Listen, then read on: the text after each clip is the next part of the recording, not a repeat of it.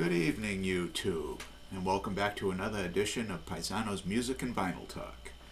Tonight we're going to talk about one of my favorite groups, a British group by the name of Deep Purple.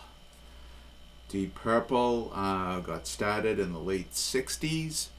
They had singer Rod Evans, keyboardist John Lord, drummer Ian Pace, bassist Nicky Simper, and the guitarist from the beginning was Ritchie Blackmore, a true innovator on guitar, and would go on to influence generations thereafter of guitarists. Revolutionary in some of his techniques. Deep Purple in Rock was released in 1970.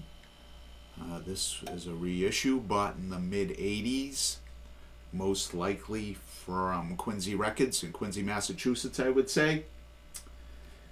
And this album was a huge step up in production. It sounded much better than previous records, and people often regard this as the first appearance of the Mark II lineup, the Mark I lineup being with Rod Evans on vocals and Nicky Simper on bass, but they changed singers and bassists. Those guys were out, and in comes Ian Gillan on vocals and Roger Glover on bass, and man, what a difference it made. They became a real hard rock act to be reckoned with. Like I said, this album sounded better than all previous records, and this was actually the second appearance of what they called the Mark II lineup.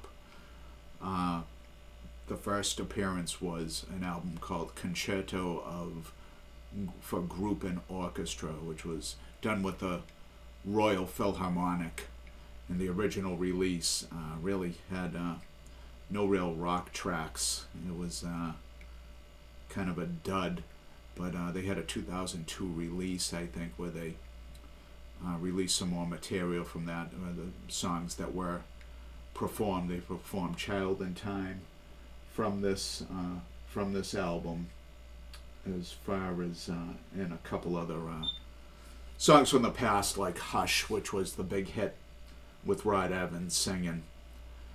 That put Deep Purple on the map back in '68. But the best was yet to come, no doubt. The best was yet to come with this lineup, which lasted many years. Broke up, and they got other people in, but then they reconnected back in the mid-'80s in 1984 with Perfect Strangers. That's another album we'll talk about in the future.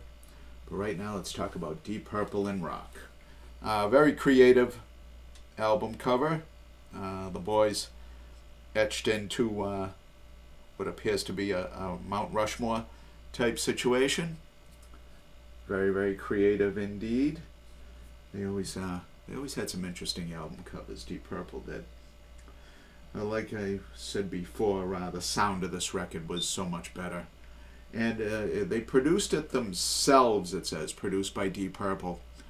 But Martin Birch was one of the engineers on this album, and I would bet that he had a pretty big hand in the sound of this one, because I believe he went on to produce more than a couple Deep Purple albums, and then he produced a lot of Iron Maiden albums as well.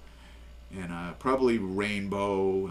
Ritchie Blackmore went to Rainbow for a spell after this version of Deep Purple broke up. Martin Birch's name turns up time and time again. His name is synonymous with great British producers, great rock producers in general. The big song on this one was Child in Time, and man, did it showcase Ian Gillan's vocals. Wow. It let everyone know that there was a new shrieker in town. He could scream. Man, could he scream. And Ritchie Blackmore plays his ass off on this. He plays his ass off. He was one heck of a guitarist. It's a solid album from start to finish. A lot of good songs on it. Speed King, that starts it off, was a good fast one to start an album. Living Wreck, Hard Loving Man, Flight of the Rat, Into the Fire, Bloodsucker. But Child in Time, what an album. Instant Deep Purple classic, no doubt. This was originally released on Harvest in England, and the United States releases were on Warner Brothers, and this is a Warner Brother reissue, like I said, from the mid-'80s. Very simple label with the WB, and it's one of my favorites. It's a great album. I've owned it forever, and since I turned it into an MP3 with my USB turntable, I find myself listening to it every now and again. You know, probably more so than a lot of stuff I have on there.